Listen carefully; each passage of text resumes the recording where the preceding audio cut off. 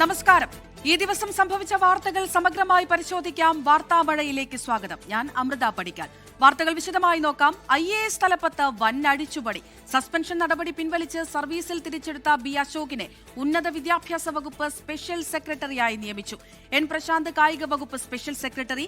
മുഖ്യമന്ത്രി VD സതീശന്റെ secretary Ratan U കേൽക്കറിന് തുറമുഖ വകുപ്പിന്റെ അധിക ചുമതല കൂടി നൽകി. D സജിത് ബാബു പൊതുവിദ്യാഭ്യാസ വകുപ്പ് സ്പെഷ്യൽ സെക്രട്ടറി. TV അനുപമയാണ് ഗതാഗത secretary. MG Rajamanickam KSCB chairman. Divya S അയ്യരെ തദ്ദേശ സ്വയംഭരണ വകുപ്പ് പ്രിൻസിപ്പൽ സെക്രട്ടറിയായും നിയമിച്ചു. റിനു ശ്രീധർ വിവരങ്ങൾ നൽകാനായി ചേരുന്നുണ്ട്. റിനു, വൻ അഴിച്ചുപണിയാണ് IAS തലപ്പത്ത് നടന്നിരിക്കുന്നത്. എങ്ങനെയൊക്കെയാണ് നിയമനം? അമൃത, ഇന്ന് ചേർന്ന സിവിൽ സർവീസ് ബോർഡ് യോഗത്തിന് ശേഷമാണ് ഒരു തീരുമാനത്തിലേക്ക്, അല്ലെങ്കിൽ IAS തലപ്പത്ത് വൻ അഴിച്ചുപണിയിലേക്ക് വന്നിരിക്കുന്നത്. സസ്പെൻഷനിൽ നിന്ന് സർവീസിലേക്ക് തിരികെ കയറിയ ബി അശോക് ഉന്നത വിദ്യാഭ്യാസ വകുപ്പ് പ്രിൻസിപ്പൽ സെക്രട്ടറി ആയിട്ടാണ് അദ്ദേഹത്തെ നിയമിച്ചിരിക്കുന്നത്. N പ്രശാന്തും കായിക വകുപ്പ് സ്പെഷ്യൽ സെക്രട്ടറിയായി നിയമനം ലഭിച്ചിട്ടുണ്ട് എന്നുള്ളതാണ് ഈ IAS തലപ്പത്തെ അഴിച്ചുപണിയിലെ ഏറ്റവും പ്രധാനപ്പെട്ട രണ്ട് ചുമതലകൾ. ഒപ്പം അഡീഷണൽ ചീഫ് സെക്രട്ടറി ബിശ്വനാഥ് സിൻഹയ്ക്ക് കയർ വികസന വകുപ്പിന്റെയും ഹൗസിംഗ് ഡിപ്പാർട്ട്മെന്റിന്റെയും അധിക ചുമതലയും നൽകിയിട്ടുണ്ട്. യുവജനകാര്യ, മൃഗശാല, മ്യൂസിയം വകുപ്പുകളുടെ അധിക ചുമതല N പ്രശാന്തിനുണ്ട് എന്നുള്ളതാണ് ഏറ്റവും പ്രധാനപ്പെട്ട ഒരു കാര്യം. KR ജ്യോതിലാലിന് പ്ലാനിംഗ് ബോർഡിന്റെ അധിക ചുമതലയുണ്ട്. മിൻഹാജ് ആലമാണ് കൃഷി വകുപ്പ് additional chief secretary. Raju Narayana സ്വാമിയെ സൈനിക ക്ഷേമ വകുപ്പ് പ്രിൻസിപ്പൽ സെക്രട്ടറിയായും നിയമിച്ചിട്ടുണ്ട്. TV അനുപമ ഗതാഗത സെക്രട്ടറിയായി നിയമനമുണ്ട്. അതുപോലെ തന്നെ ഷാർമിള മേരി ജോസഫ് ആരോഗ്യ വകുപ്പ് പ്രിൻസിപ്പൽ സെക്രട്ടറിയാണ്. രത്തൻ യു കേൽക്കറിന് തുറമുഖ വകുപ്പ് സെക്രട്ടറിയുടെ അധിക ചുമതല കൂടിയുണ്ട്. K ബിജു വനം വകുപ്പ് സെക്രട്ടറിയായി നിയമിച്ചിട്ടുണ്ട്. MG രാജമാണിക്യമാണ് KSCBയുടെ പുതിയ chairman. K Jeevan Babu revenue ദുരന്ത നിവാരണ വകുപ്പ് സ്പെഷ്യൽ സെക്രട്ടറിയാണ്. അതുപോലെ തന്നെ സുഹാസ് S ജലവിഭവ വകുപ്പ് സ്പെഷ്യൽ സെക്രട്ടറിയായി നിയമനം ലഭിച്ചിട്ടുണ്ട്. ദിവ്യ S അയ്യരെ തദ്ദേശ സ്വയംഭരണ വകുപ്പിലേക്ക് മാറ്റുന്ന ഒരു സാഹചര്യമുണ്ടായി. അദീല അബ്ദുള്ള PWD സ്പെഷ്യൽ സെക്രട്ടറിയാണ്. ശ്രീറാം സാംബശിവറാവുവിനെ IT വകുപ്പ് അധിക ചുമതല നൽകിയിട്ടുണ്ട്. ഷാനവാസ് S തദ്ദേശ വകുപ്പിന്റെ സ്പെഷ്യൽ സെക്രട്ടറിയായി തുടരും. അതുപോലെ തന്നെ തദ്ദേശ സ്വയംഭരണ വകുപ്പ് പ്രിൻസിപ്പൽ സെക്രട്ടറിയായാണ് ദിവ്യ S അയ്യർക്ക് ചുമതല നൽകിയിരിക്കുന്നത്. D സജിത് ബാബു പൊതുവിദ്യാഭ്യാസ വകുപ്പ് സ്പെഷ്യൽ സെക്രട്ടറി. ന്യൂനപക്ഷ ക്ഷേമ വകുപ്പിന്റെ അധിക ചുമതലയും അദ്ദേഹത്തിനുണ്ട്.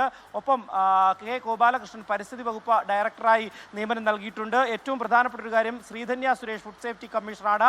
രാഹുൽ കൃഷ്ണ ശർമ്മ GST സ്പെഷ്യൽ കമ്മീഷണറായും നിയമനം ലഭിച്ചിട്ടുണ്ട്. അതുപോലെ തന്നെ Anu S Nair national health mission ഡയറക്ടറായി ചുമതലയുണ്ട്.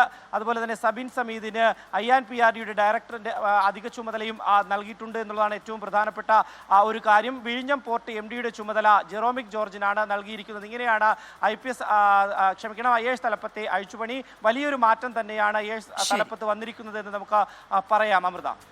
റിനു ശ്രീധറാണ് വിവരങ്ങൾ നൽകിയത്. ശബരിമല സ്വർണ്ണക്കൊള്ളക്കേസിൽ പ്രഭാമണ്ഡലത്തിന്റെയും വാതിലിന്റെ മുകൾ ഭാഗത്തെയും പാളികൾ ഇളക്കി സാമ്പിളുകൾ ശേഖരിക്കും. പരിശോധനയ്ക്ക് ഹൈക്കോടതി SITക്ക് അനുമതി നൽകി. പാളികളിൽ പൊതിഞ്ഞിരുന്ന സ്വർണം സ്മാർട്ട് ക്രിയേഷൻസ് 2019 പ്രത്യേകതരം ഉപ്പ് ഉപയോഗിച്ച് വേർതിരിച്ചെന്നും SIT കോടതിയെ അറിയിച്ചു.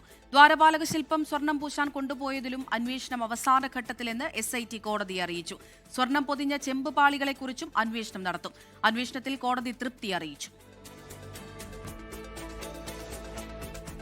വർഗീയ വിരുദ്ധതയിൽ സമീപകാലത്തെ അഴകുഴമ്പൻ സമീപനം അവസാനിപ്പിക്കാൻ CPIM. എല്ലാത്തരം വർഗീയതയെയും ഒരുപോലെ എതിർക്കാൻ സംസ്ഥാന സമിതി തീരുമാനിച്ചു. വെള്ളാപ്പള്ളി നടേശന്റെ വർഗീയ പരാമർശങ്ങളെ ശക്തമായി തള്ളിപ്പറയും. അക്കാര്യത്തിൽ വീഴ്ച സംഭവിച്ചത് തെരഞ്ഞെടുപ്പ് അവലോകന റിപ്പോർട്ടിൽ ഉൾപ്പെടുത്തി. തിരുത്തൽ നടപടികൾ ചർച്ച ചെയ്യുന്നതിനായി ഓഗസ്റ്റിൽ വിപുലീകൃത സംസ്ഥാന സമിതി വിളിക്കാനും തീരുമാനിച്ചു. 24 ബിഗ് ബ്രേക്കിംഗ്. തിരഞ്ഞെടുപ്പ് അവലോകന റിപ്പോർട്ട് അന്തിമമാക്കാനായി ചേർന്ന 2 ദിവസത്തെ സംസ്ഥാന സമിതി യോഗത്തിൽ ചൂടേറിയ ചർച്ചകളാണ് നടന്നത്. സംസ്ഥാന സെക്രട്ടറി തയ്യാറാക്കിയ കരട് റിപ്പോർട്ടിൽ തോൽവിയുടെ കാരണങ്ങൾ പ്രതിപാദിക്കുന്ന ഭാഗങ്ങളിലെ മൃദു സമീപനങ്ങൾ പലതും സംസ്ഥാന സമിതി തിരുത്തി. ഭരണവിരുദ്ധ വികാരമുണ്ടെന്ന് പറയാൻ മടിക്കുന്നിടത്താണ് കാര്യമായ തിരുത്തൽ വന്നത്. 10 കൊല്ലത്തെ ഭരണത്തിൽ ജനങ്ങളുമായി ബന്ധമുള്ള സർക്കാരല്ല ഇതെന്ന വികാരമായിരുന്നു പാർട്ടിക്കാർക്കടക്കം ഉണ്ടായിരുന്നത്. ആഭ്യന്തര വകുപ്പിന്റെ ഉൾപ്പെടെയുള്ള നടപടികളാണ് ഇതിന്റെ കാരണം. സംസ്ഥാന സമിതിയിലെ ചർച്ചയെ തുടർന്ന് ഇക്കാര്യം റിപ്പോർട്ടിൽ ഉൾപ്പെടുത്തിയിട്ടുണ്ട്. വർഗീയതയോടുള്ള അഴകുഴമ്പൻ സമീപനം അവസാനിപ്പിക്കാനും CPIM തീരുമാനിച്ചു. എല്ലാത്തരം വർഗീയതയെയും ഒരുപോലെ എതിർക്കും. മുസ്ലിം ലീഗിന്റെ വർഗീയ അജണ്ടകളെ തുറന്നുകാട്ടാനും തീരുമാനിച്ചു. വെള്ളാപ്പള്ളി നടേശന്റെ വർഗീയ പരാമർശങ്ങളെ തള്ളിപ്പറയാതിരുന്നതാണ് അഴകുഴമ്പൻ സമീപനമായി വിമർശിക്കപ്പെട്ടത്. ഈ സാഹചര്യത്തിൽ വെള്ളാപ്പള്ളിയെ തള്ളിപ്പറയുന്ന നിലപാട് സംസ്ഥാന സമിതി അംഗീകരിച്ച റിപ്പോർട്ടിൽ ഉൾപ്പെടുത്തി. തളിപ്പറമ്പിലും പയ്യന്നൂരിലും സ്ഥാനാർത്ഥി നിർണയം പാളിയുന്നതും റിപ്പോർട്ടിന്റെ ഭാഗമാക്കിയിട്ടുണ്ട്. തിരുത്തൽ നടപടികൾ ചർച്ച ചെയ്യാൻ ഓഗസ്റ്റിൽ വിപുലീകൃത സംസ്ഥാന സമിതി വിളിച്ചു. ജില്ലാ സെക്രട്ടേറിയറ്റ് അംഗങ്ങൾ ഉൾപ്പെടെയുള്ളവരെ വിപുലീകൃത സംസ്ഥാന സമിതിയിൽ പങ്കെടുപ്പിക്കും. ആർ ശ്രീജിത്ത്, 24, തിരുവനന്തപുരം. സമാധാന നീക്കങ്ങളും വെടിനിർത്തലും കാറ്റിൽ പറത്തി ഇസ്രയേൽ ഇറാൻ യുദ്ധം വീണ്ടും കനക്കുന്നു. വടക്കൻ ഇസ്രയേലിൽ ഇറാൻ മിസൈൽ ആക്രമണം നടത്തി. സംയമനത്തിനുള്ള അമേരിക്കൻ പ്രസിഡന്റ് ഡൊണാൾഡ് ട്രംപിന്റെ ആഹ്വാനം തള്ളി ഇറാനിയൻ നഗരങ്ങളിൽ ഇസ്രായേൽ വ്യോമാക്രമണം നടത്തി. താൽക്കാലികമായി വെടിനിർത്തുന്നുവെന്ന് ഇറാനും ഇസ്രയേലും അറിയിച്ചു. പശ്ചിമേഷ്യയെ പിടിച്ചുലച്ച സംഘർഷത്തിൽ സമാധാനത്തിനുള്ള നീക്കങ്ങൾ പുരോഗമിക്കുന്നതിനിടെയാണ് ഇസ്രയേലിലേക്ക് ഇറാന്റെ മിസൈൽ ആക്രമണം. വടക്കൻ ഇസ്രയേൽ ലക്ഷ്യമിട്ട് ഇറാൻ തൊടുത്ത ബാലിസ്റ്റിക് മിസൈലുകൾ തകർത്തെന്നാണ് ഇസ്രയേൽ സേനയുടെ അവകാശവാദം. ലെബനോൺ തലസ്ഥാനം ബെയ്റൂത്തിൽ ഇസ്രയേൽ സേന നടത്തിയ ആക്രമണത്തിനാണ് ഇറാന്റെ മറുപടി. മണിക്കൂറുകൾക്കുള്ളിൽ തലസ്ഥാനം ടെഹ്റാൻ ഉൾപ്പെടെ ഇറാൻ നഗരങ്ങളിൽ ഇസ്രയേലും തിരിച്ചടിച്ചു. പിന്നാലെ ഇസ്രയേലിലേക്ക് ഇറാനും യമനിലെ ഹൂതികളും ആക്രമണം തുടരുന്നെന്നാണ് വിവരം. ഇറാനെതിരെ പ്രത്യാക്രമണം വേണ്ടെന്ന അമേരിക്കൻ പ്രസിഡന്റ് ഡൊണാൾഡ് ട്രംപിന്റെ നിർദ്ദേശം അവഗണിച്ചാണ് ഇസ്രയേലിന്റെ ആക്രമണം. ലെബനോണിൽ ഇസ്രയേൽ സേന നടത്തിയ ആക്രമണത്തെയും ട്രംപ് വിമർശിച്ചിരുന്നു. തുടർനീക്കങ്ങൾ ചർച്ച ചെയ്യാൻ ഇസ്രയേൽ പ്രധാനമന്ത്രി ബെഞ്ചമിൻ നെതന്യാഹു മന്ത്രിസഭായോഗം വിളിച്ചു. പിന്നാലെ താൽക്കാലികമായി വെടിനിർത്തുന്നതായി ഇറാൻ പ്രഖ്യാപിച്ചു. ലെബനോണിൽ ആക്രമണം തുടർന്നാൽ വീണ്ടും ഇസ്രയേലിനെ ആക്രമിക്കുമെന്നാണ് ഇറാന്റെ മുന്നറിയിപ്പ്. International desk, 24. ഒമാൻ തീരത്ത് ഇന്ത്യൻ ചരക്ക് കപ്പലിന് നേരെ ആക്രമണം. MT മാരിവെക്സ് എന്ന കപ്പലിലാണ് ഡ്രോൺ പതിച്ചതിന് പിന്നാലെ വൻ തീപിടുത്തമുണ്ടായത്. ജീവനക്കാരായ 24 ഇന്ത്യക്കാരെയും സുരക്ഷിത തീരത്തേക്ക് മാറ്റി. ഇന്നുച്ചയ്ക്ക് 1:30-ക്കാണ് ഒമാൻ തീരത്തോട് ചേർന്ന് ഹോമുസ് കടലിടുക്കിന് സമീപത്ത് വെച്ച് എണ്ണ ടാങ്കറിന് നേരെ ആക്രമണം ഉണ്ടായത്. എഞ്ചിൻ റൂമിലാണ് ഡ്രോൺ പതിച്ചത്. തീപിടുത്തത്തിന് പിന്നാലെ കപ്പലിൽ വ്യാപക നാശനഷ്ടമാണ് ഉണ്ടായത്. ലൈഫ് ബോട്ടുകൾ വിന്യസിക്കാൻ കഴിഞ്ഞില്ല. എഞ്ചിൻ റൂമിലാണ് സാരമായ കേടുപാടുകൾ സംഭവിച്ചത്. ഇതോടെ കപ്പലിലെ ജീവനക്കാരെ തീരത്തെത്തിക്കാൻ ഹെലികോപ്റ്ററുകൾ ഉപയോഗിച്ച് രക്ഷാപ്രവർത്തനം. ഇന്ത്യക്കാരെല്ലാവരും സുരക്ഷിതരാണ് എന്ന് ഷിപ്പിംഗ് മന്ത്രാലയം അറിയിച്ചു. കപ്പലിൽ ആക്രമണമുണ്ടായ സാഹചര്യം സ്ഥിരീകരിക്കപ്പെട്ടിട്ടില്ല. 24, ഡൽഹി. സംസ്ഥാനത്ത് ശക്തമായ മഴയിൽ വ്യാപക നാശനഷ്ടം. പാലക്കാട് കുഴൽമന്ദത്ത് കിണറിടിഞ്ഞു വീണ് ഒരാൾ മരിച്ചു. മലപ്പുറം ചങ്ങരംകുളം ചേലക്കടവിൽ മീൻ പിടിക്കാൻ പോയ 10ാം ക്ലാസ് വിദ്യാർത്ഥി മുങ്ങി മരിച്ചു. കാലവർഷം ശക്തമായതോടെ സംസ്ഥാനത്ത് മഴക്കെടുതിയും രൂക്ഷമായി. പാലക്കാട് കുഴൽമന്ദത്ത് കിണർ ഇടിഞ്ഞു വീണ ഒരാൾ മരിച്ചു. കുഴൽമന്ദം സ്വദേശി രാംദാസ് ആണ് മരിച്ചത്. കിണർ വൃത്തിയാക്കുന്നതിനിടെ മണ്ണിടിയുകയായിരുന്നു. മലപ്പുറം ചങ്ങരംകുളം ചേലക്കടവിൽ മീൻ പിടിക്കാൻ പോയ 14-കാരൻ മുങ്ങി മരിച്ചു. 10ാം ക്ലാസ് വിദ്യാർത്ഥി മുർഷിദാണ് മരിച്ചത്. കനത്ത മഴയിൽ Thiruvananthapuram Pattom government girls model higher secondary സ്കൂളിലെ മതിൽ ഇടിഞ്ഞു വീണു. സ്കൂളിന് പിൻവശത്തെ ക്ലാസ് മുറികളോട് ചേർന്ന മതിലാണ് തകർന്നത്. സമീപത്തുള്ള മതിലും അപകടാവസ്ഥയിലാണ്. നേരത്തെ കുറച്ച് ഇങ്ങനെ തള്ളി നിപ്പുണ്ടായിരുന്നു. ക്ലാസ് റൂമിനോട് ചേർന്നിരിക്കുകയും ചെയ്യുന്നതാണ്. താഴെ കുട്ടികൾ ഇതിലെയാണ് നടന്നു പോകുന്നതും വണ്ടികളും പോകുന്നത്. പത്തനംതിട്ട കോന്നി കൂടൽ ഗവൺമെന്റ് ഹൈസ്കൂൾ പരിസരത്തെ ആൽമരം കടപുഴകി വീണു. സ്കൂൾ മുറ്റത്തെ ആൽമരം വീഴാൻ കാരണം ജില്ലാ പഞ്ചായത്തിന്റെ അനാസ്ഥയെന്നാണ് PTA ഭാരവാഹികളുടെ ആരോപണം. അപകട ഭീഷണി ഉയർത്തുന്ന മരങ്ങൾ 2 ദിവസത്തിനുള്ളിൽ മുറിച്ചുമാറ്റുമെന്ന് കോന്നി തഹസിൽദാർ അജേഷ് 24-നോട് പറഞ്ഞു. സ്വാഭാവികമായിട്ടും അതിനകത്ത് ഒരു അടിയന്തര ഇടപെടലല്ലേ വേണ്ടത്? വളരെ അടിയന്തരമായിട്ട് തന്നെ അതുപോലെ ഒരു 2 ദിവസത്തിനകം അതിന്റെ നടപടി ഉണ്ടാവും. അതൊരു വലിയ ആശ്വാസമായിരിക്കും കുട്ടികൾക്കും സ്കൂൾ മാനേജ്മെന്റിനും. അതെ, ഇടപെടലുണ്ടാവും. ജലനിരപ്പ് ഉയർന്നതിനെ തുടർന്ന് അരുവിക്കര ഡാമിന്റെ ഷട്ടറുകൾ വീണ്ടും ഉയർത്തി. കൊല്ലം മരുതവൻ പള്ളിയിൽ ശക്തമായ കാറ്റിൽ പ്ലാവ് കടപുഴകി വീണ് വീട് തകർന്നു. മുൻ വാർഡ് മെമ്പറും കുടുംബവും അത്ഭുതകരമായി രക്ഷപ്പെട്ടു. എന്റെ മോൻ അച്ഛാന്ന് വിളിക്കുന്ന കേട്ടുകൊണ്ടാണ് ഞാൻ എഴുന്നേൽക്കുന്നത്. അപ്പൊ എന്റെ കുഞ്ഞിനെ ഞാൻ വിളിക്കുന്നു, മോനെ മോനെ എന്ത് പറ്റിയെന്നാണ് ഞാൻ ചോദിക്കുന്നത്. അപ്പോഴത്തേനും എന്റെ കുഞ്ഞ് അമ്മ ഓടിടിഞ്ഞ് വീണ് എന്ന് പറയുന്നത് മാത്രമേ ഞാൻ കേൾക്കുന്നുള്ളൂ. കോഴിക്കോട് പേരാമ്പ്രയിൽ അതിശക്തമായ മഴ പെയ്തു. കോട്ടയം ജില്ലയുടെ കിഴക്കൻ മേഖലകളിൽ അതിശക്തമായ മഴ തുടരുകയാണ്. മീനച്ചിലാറ്റിലും മണിമലയാറ്റിലും ജലനിരപ്പ് ഉയർന്നു. തൃക്കൊടിത്താനത്ത് വീടിന്റെ മുകളിലേക്ക് മരം കടപുഴകി വീണു. വിവിധ ബ്യൂറോകൾക്കൊപ്പം ന്യൂസ് ഡെസ്ക്, 24. കനത്ത മഴ തുടരുന്ന സാഹചര്യത്തിൽ കോഴിക്കോട്, കാസർഗോഡ്, കണ്ണൂർ ജില്ലകളിലെ വിദ്യാഭ്യാസ സ്ഥാപനങ്ങൾക്ക് നാളെ അവധി പ്രഖ്യാപിച്ചു. പ്രൊഫഷണൽ കോളേജുകൾ ഉൾപ്പെടെയുള്ള വിദ്യാഭ്യാസ സ്ഥാപനങ്ങൾക്കാണ് അവധി. കേന്ദ്രീയ വിദ്യാലയങ്ങൾക്കും മദ്രസകൾക്കും അവധി ബാധകമാണ്. മുൻകൂട്ടി നിശ്ചയിച്ച സർവകലാശാല പൊതുപരീക്ഷകൾക്കും അഭിമുഖങ്ങൾക്കും മാറ്റമില്ല. പെരിയാർ പുഴയിൽ യുവാവിനെ ഒഴുക്കിൽപ്പെട്ട് കാണാതായി. പെരുമ്പാവൂർ മഞ്ഞപ്പെട്ടി കടവിലാണ് സംഭവം. ആലപ്പുഴ സ്വദേശി അഖിലിനായി തെരച്ചിൽ തുടരുന്നു. അഖിലും സുഹൃത്തും വഞ്ചിയിൽ പുഴയിലൂടെ തുഴഞ്ഞു പോകുമ്പോഴായിരുന്നു അപകടം. ഒപ്പമുണ്ടായിരുന്ന സുഹൃത്ത് നീന്തി രക്ഷപ്പെട്ടു.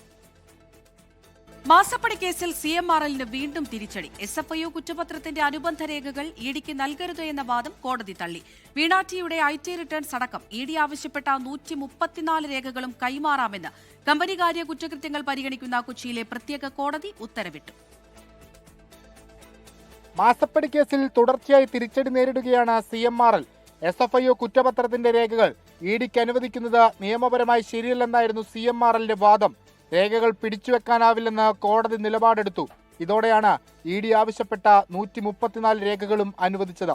വീണയും CMRLും തമ്മിലുണ്ടാക്കിയ 2016 കരാറ്, എക്സാലോജിക്കും CMRLും 2017 ഉണ്ടാക്കിയ കരാർ, എക്സാലോജിക് ബാങ്ക് സ്റ്റേറ്റ്മെന്റ്, വീണയുടെ IT റിട്ടേൺ വിശദാംശങ്ങൾ, എംപവർ ഇന്ത്യ ക്യാപിറ്റൽ കമ്പനിയുടെ ലോൺ വിവരങ്ങൾ എന്നിവ ഉൾപ്പെടുന്നതാണ് ഇഡിക്ക് അനുവദിച്ച രേഖകൾ.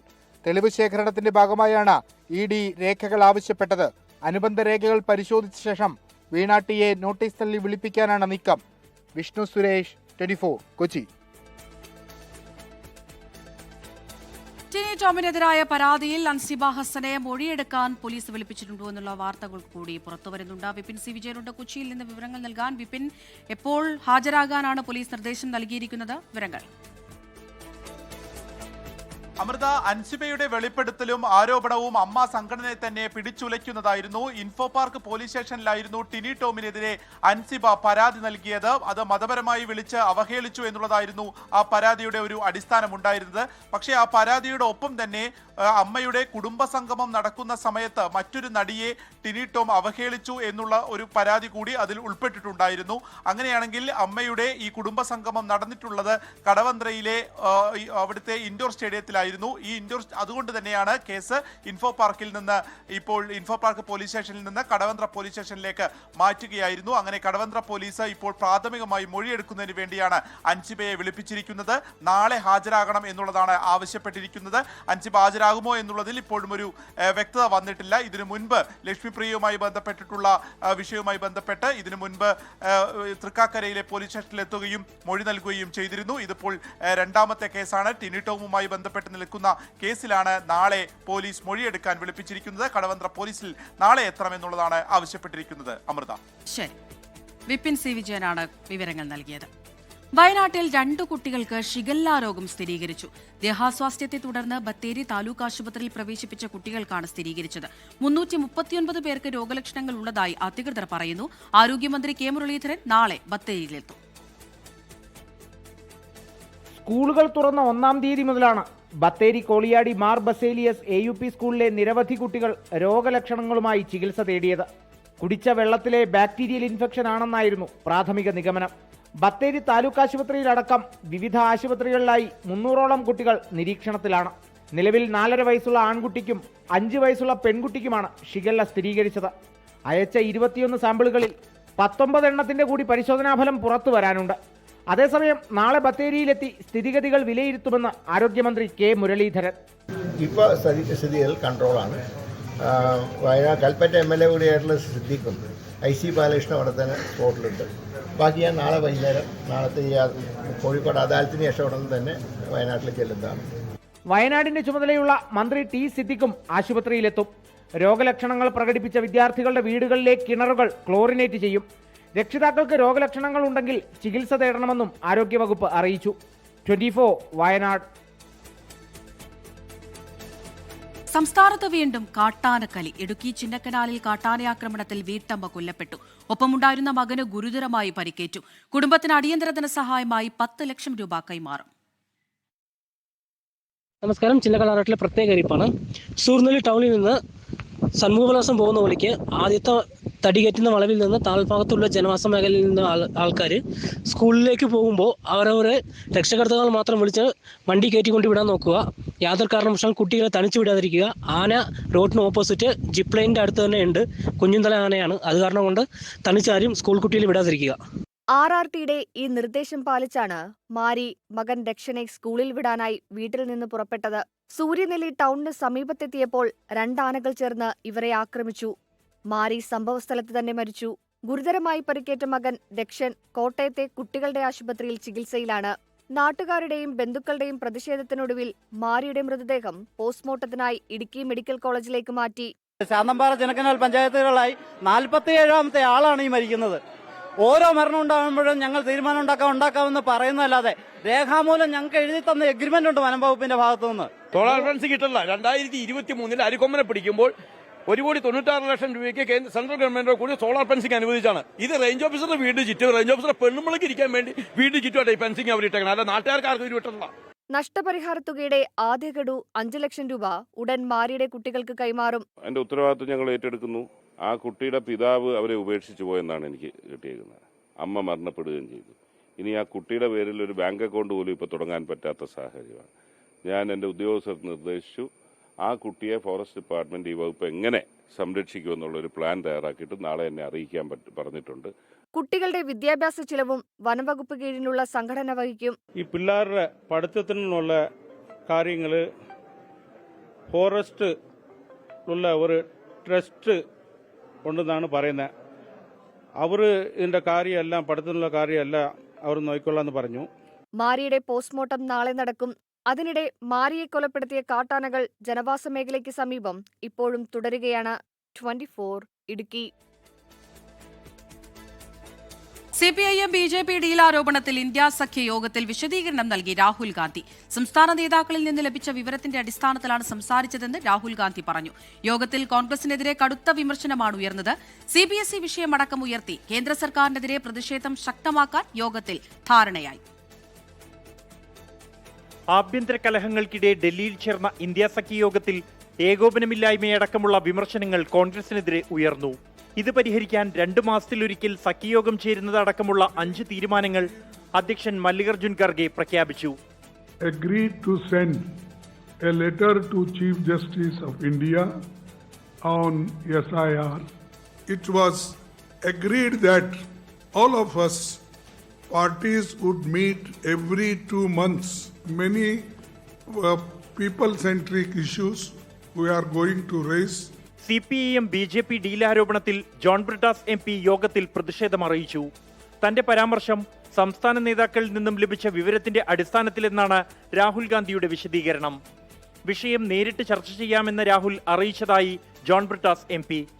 കോൺഗ്രസ് നേതൃത്വത്തിന്റെ ഭാഗത്തു നിന്ന് എന്നോട് പറഞ്ഞതെന്ന് വെച്ചാൽ, താങ്കൾ പറയാനുള്ള കാര്യങ്ങളെല്ലാം പറഞ്ഞു, ജനറൽ സെക്രട്ടറിയുടെ കത്ത് കിട്ടിയിട്ടുണ്ട്, ഞങ്ങൾക്കും പറയാനുള്ള കാര്യങ്ങളൊക്കെ ഉണ്ടാകാം. പക്ഷേ എങ്കിൽ പോലും നിങ്ങൾക്ക് സൗകര്യപ്പെടുന്ന സമയത്ത് പറഞ്ഞാൽ നമുക്ക് ഒരുമിച്ചിരുന്ന് ചർച്ച ചെയ്യാമെന്നുള്ള അങ്ങനൊരു സമീപനം കൂടി വന്നിരിക്കുന്നു. ബംഗാളിൽ കേന്ദ്രസേനയും തെരഞ്ഞെടുപ്പ് കമ്മീഷനും ചേർന്ന് ഭരണം തട്ടിയെടുത്തെന്ന് മമതാ ബാനർജി യോഗത്തിൽ പറഞ്ഞു. സഖ്യരൂപീകരണത്തിൽ നിർണായക പങ്കുവഹിച്ച DMK എന്തുകൊണ്ടാണ് ഈ യോഗത്തിൽ ഇല്ലാത്തതെന്ന് വിശദീകരിക്കേണ്ടത് കോൺഗ്രസ് ആണെന്ന് അഖിലേഷ് യാദവ് വിമർശിച്ചു. വിമർശനങ്ങൾ പരിഹരിച്ചു മാത്രമേ മുന്നോട്ടു പോകാൻ കഴിയൂ എന്ന് ഒമർ അബ്ദുള്ള പറഞ്ഞു. ഓഗസ്റ്റ് 8 ഹൈദരാബാദിൽ അടുത്ത യോഗം ചേരും. 24 ഡൽഹി. ബംഗാളിൽ തൃണമൂൽ കോൺഗ്രസിൽ പൊട്ടിത്തെറി തുടരുന്നു. ലോക്സഭയിൽ NDA പിന്തുണയ്ക്കാൻ വിമത തൃണമൂൽ കോൺഗ്രസ് MPമാർ 20 MPമാർ NDA പിന്തുണയ്ക്കുമെന്ന് കാകാലി ഘോഷ് MP വ്യക്തമാക്കി. ഇക്കാര്യം ചൂണ്ടിക്കാട്ടി ലോക്സഭാ സ്പീക്കർ ഓം ബിർളയ്ക്ക് MPമാർ കത്തയച്ചു. 28 MPമാരാണ് TMCക്കുള്ളത്. നേരത്തെ TMC നേതാവ് സുഖേന്ദു റായ് രാജ്യസഭാ MP സ്ഥാനവും പാർട്ടി പ്രാഥമിക അംഗത്വവും രാജിവെച്ചിരുന്നു. സുഖേന്ദു റായുടെ നേതൃത്വത്തിൽ വിമത MPമാർ കേന്ദ്രമന്ത്രി ഭൂപേന്ദ്ര യാദവ്, ബംഗാൾ മുഖ്യമന്ത്രി സുവേന്ദു അധികാരി എന്നിവരുമായി ഡൽഹിയിൽ കൂടിക്കാഴ്ച നടത്തിയിരുന്നു. KSRTCയിൽ സ്ത്രീകൾക്കുള്ള സൗജന്യ യാത്ര ആദ്യഘട്ടത്തിൽ ഓർഡിനറി ബസ്സുകളിൽ മാത്രം. 100 ദിവസത്തെ ലാഭനഷ്ട കണക്കുകളുടെ റിപ്പോർട്ട് ലഭിച്ച ശേഷമായിരിക്കും മറ്റു ബസ്സുകളുടെ കാര്യത്തിൽ തീരുമാനമുണ്ടാവുക. KSRTCക്ക് സാമ്പത്തിക സ്ഥിതിയുമായി ബന്ധപ്പെട്ട ആശങ്ക വേണ്ടെന്നും ജൂൺ 15 തന്നെ പദ്ധതി നടപ്പിലാക്കുമെന്നും ഗതാഗത മന്ത്രി CP ജോൺ പറഞ്ഞു. ജൂൺ 10 നടക്കുന്ന മന്ത്രിസഭാ യോഗത്തിലായിരിക്കും സ്ത്രീകൾക്കുള്ള സൗജന്യ യാത്രയുടെ വിശദാംശങ്ങൾ സംബന്ധിച്ച് ഔദ്യോഗിക പ്രഖ്യാപനമുണ്ടാവുക. ആദ്യഘട്ടത്തിൽ ഓർഡിനറി ബസ്സുകളിൽ പദ്ധതി നടപ്പാക്കാനാണ് തീരുമാനം. 100 ദിവസത്തെ സൗജന്യ യാത്രയുടെ ലാഭനഷ്ട കണക്ക് പഠിച്ച് റിപ്പോർട്ട് നൽകാനും നിർദ്ദേശമുണ്ട്. അതിനുശേഷമായിരിക്കും 2ാം ഘട്ടത്തിൽ പദ്ധതി നടപ്പാക്കുന്നതിനെക്കുറിച്ച് ആലോചിക്കുക. സ്ത്രീകൾക്കും ട്രാൻസ്ജെൻഡേഴ്സിനും മറ്റ് മാനദണ്ഡങ്ങളില്ലാതെ പദ്ധതിയുടെ ഭാഗമാകാം. വ്യക്തമായിട്ടുള്ള ചില തീരുമാനങ്ങൾ നമ്മൾ എടുത്തിട്ടുണ്ട്. ഡീറ്റെയിൽസ് എല്ലാം CM തന്നെ മന്ത്രിസഭാ യോഗത്തിന് ശേഷം പറയും. ഏത് സെക്ടറിലാണോ കൊടുക്കുന്നത് അത് പൂർണ്ണമായും സ്ത്രീകൾക്കുള്ളതായിരിക്കും. അതുപോലെ തന്നെ ട്രാൻസ്ജെൻഡർ പേഴ്സൺസിനുള്ള അതും ഇതിന് കൂടെ. മറ്റ് സംസ്ഥാനങ്ങളിലേതുപോലെ പൊതുഗതാഗത സംവിധാനത്തെ UDF സർക്കാർ നശിപ്പിക്കരുതെന്ന് മുൻ ധനമന്ത്രി തോമസ് ഐസക്. അത് നല്ല കാര്യമാണ്, സൗജന്യമാക്കണം. പക്ഷെ ഒരു പ്രശ്നമുണ്ട്. KSRTCക്ക് ആ ടിക്കറ്റിന്റെ ചാർജ് സർക്കാർ കൊടുക്കണം കേട്ടോ. അപ്പോ 80 കോടി കൊടുത്തേച്ചാ മതി. അത് കൊടുത്തില്ലെങ്കിൽ ട്രാൻസ്പോർട്ട് നിന്ന് പോകും. നമുക്ക് എതിർപ്പൊന്നുമില്ല, നല്ലതല്ലേ. അതുകൊണ്ട് ഇപ്പോ ഉള്ള ട്രാൻസ്പോർട്ടിനെ നശിപ്പിക്കരുത്. അതേസമയം ഓർഡിനറി ബസ്സുകളിൽ മാത്രമാണെങ്കിലും സൗജന്യയാത്ര അനുവദിച്ചാൽ 3 മാസത്തിനുള്ളിൽ 60 കോടിയോളം രൂപ KSRTCക്ക് നഷ്ടമുണ്ടാകുമെന്നാണ് കണക്ക്. അധിക ബാധ്യത KSRTCക്ക് സർക്കാർ നൽകും. കേരള ഫിനാൻഷ്യൽ കോർപ്പറേഷൻ വഴി പണം നൽകാനാണ് ആലോചന. അതേസമയം മലബാർ മേഖലയിൽ ഓർഡിനറി ബസ്സുകളുടെ എണ്ണത്തിലുള്ള കുറവ് പദ്ധതിയെ ബാധിക്കുമോ എന്നും ആശങ്കയുണ്ട്. 24 തിരുവനന്തപുരം.